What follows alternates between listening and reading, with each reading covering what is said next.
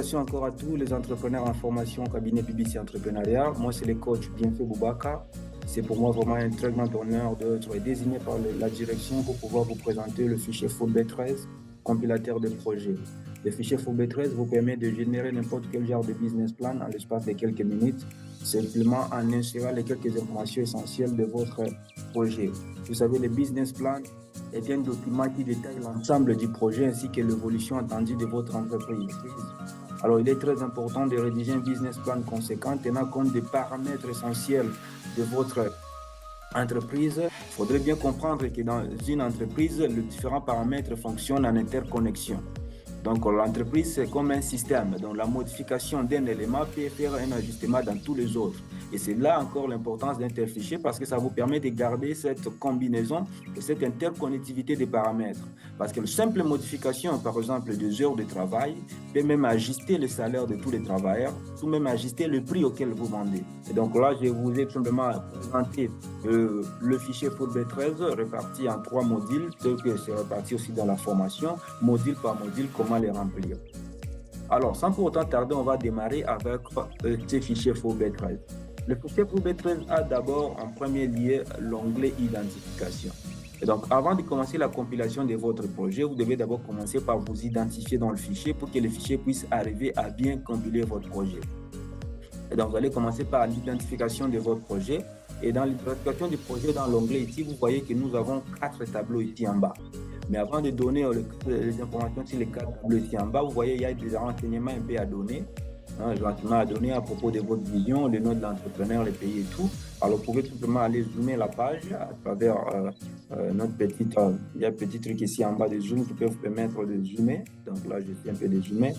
Et puis, je vais aller au fond à gauche. Au fond à gauche, je départ au fond à gauche. Ok, je suis au fond à gauche. J'essaie de monter. Ok, on y est. Et donc là, je vais essayer maintenant d'insérer les différentes informations d'identification du projet. Donc ici, c'est à propos de votre vision. Donc vous entrez votre nom. Comme moi, je m'appelle Bienfait Boubacar. Donc je n'ai qu'à insérer tous les noms. Je vais faire le nom ici. Je vais faire le nom.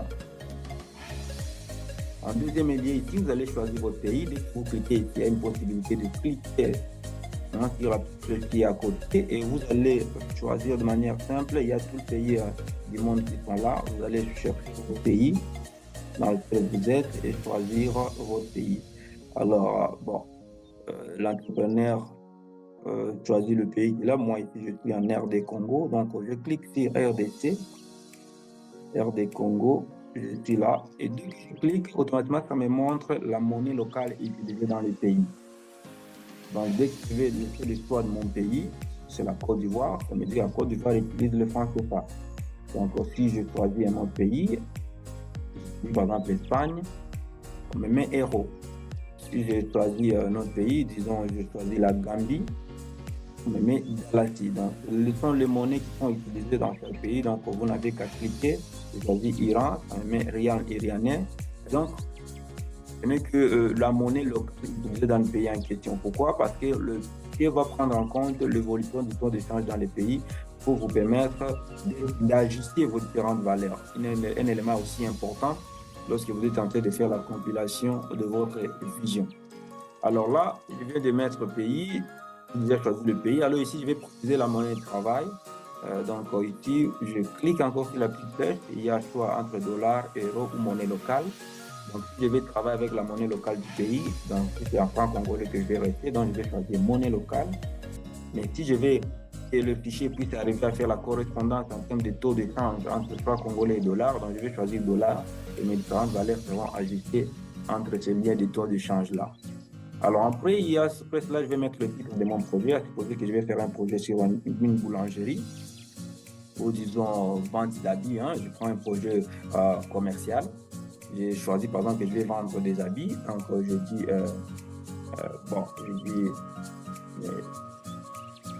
Boubacar, par exemple Boubacar Style. Je mets c'est ma compta, je dis c'est un nom qui me tient en tête. Alors le nom de l'entreprise, je mets Boubacar Business.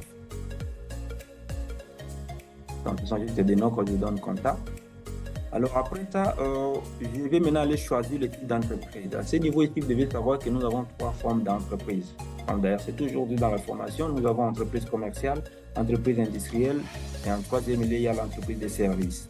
Et donc, vous allez choisir votre vision à vous et dans quel ordre d'idée, soit vous êtes commercial, soit vous êtes industriel, soit vous êtes des services.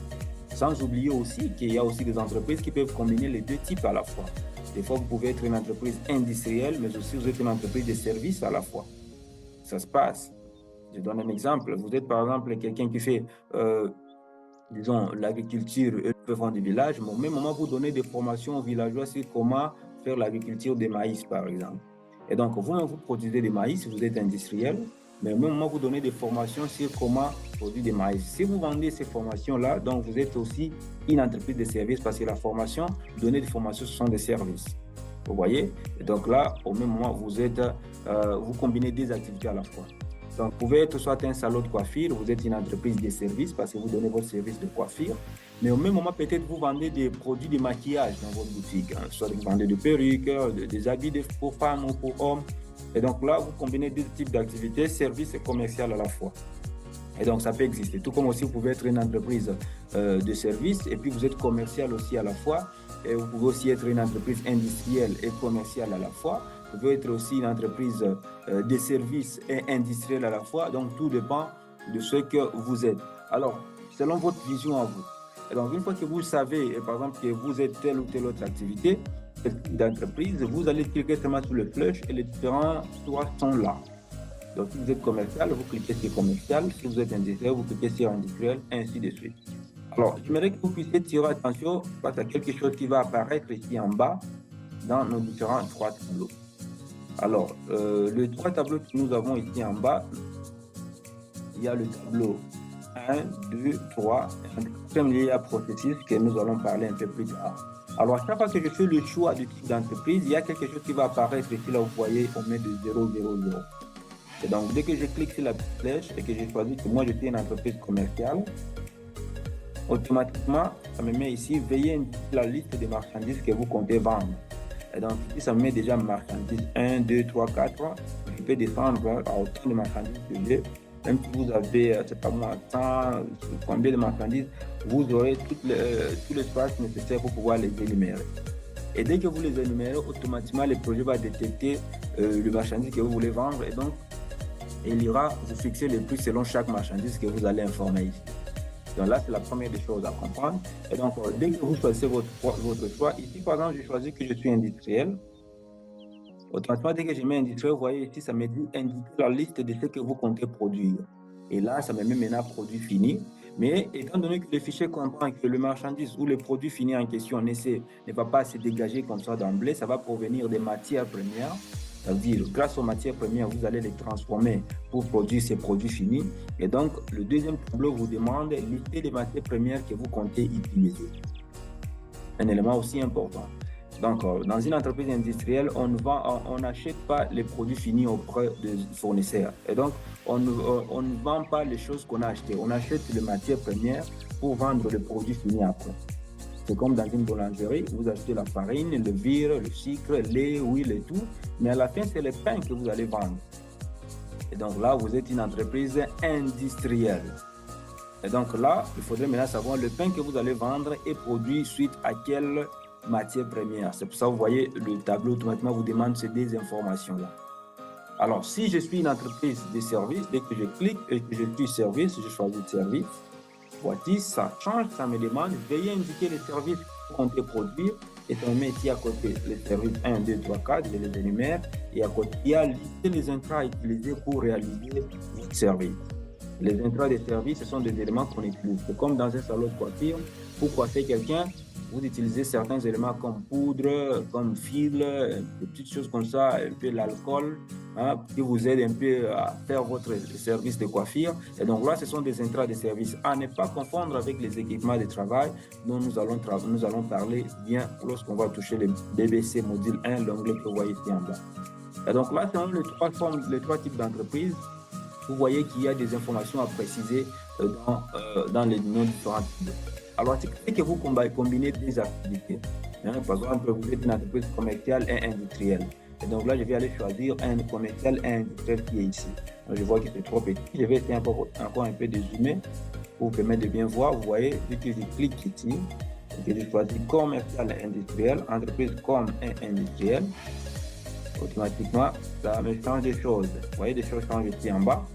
Et donc, dès que je choisis commercial et industriel, il y a des questions que ça me demande. Ici, ça me dit d'abord, du côté commercial, que voulez-vous vendre? Donc, par rapport au commercial, je dois préciser les marchandises que je compte vendre. Après, ça me dit du côté industriel, que voulez-vous produire? Après, je vais aller préciser c'est quoi les produits finis que je compte produire ici. Et après, vu que ça dit que je suis industriel aussi, donc ça me demande le matière première que je vais utiliser pour produire ce produit fini ici. Et donc, je n'ai qu'à préciser ces différentes informations.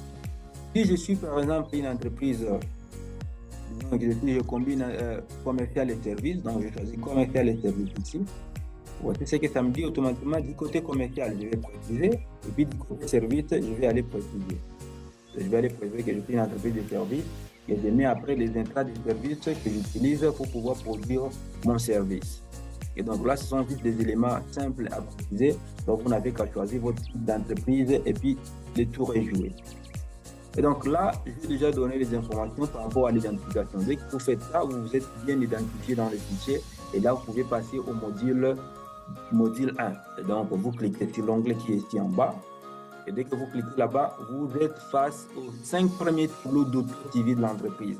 Comme le nom l'indique, ce sont des tableaux qui vont vous permettre de créer une auto-survivance de l'entreprise et qui va vous permettre de générer toutes les informations essentielles sur lesquelles vous devez rouler pour ne pas tomber en faillite. Donc, et maintenant, la première des choses, vous allez remarquer que toutes les informations que vous avez mises au niveau d'identification,